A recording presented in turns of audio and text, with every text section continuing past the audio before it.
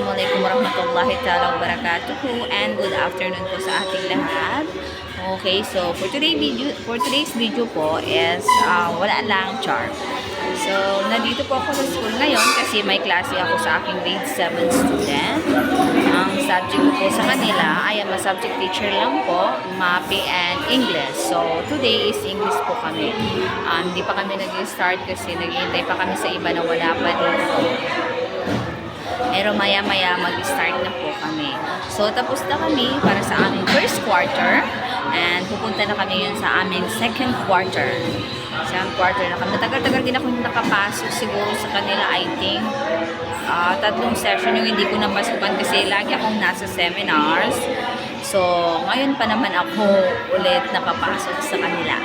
So, bye-bye po kasi mag-start na kami. Bye-bye.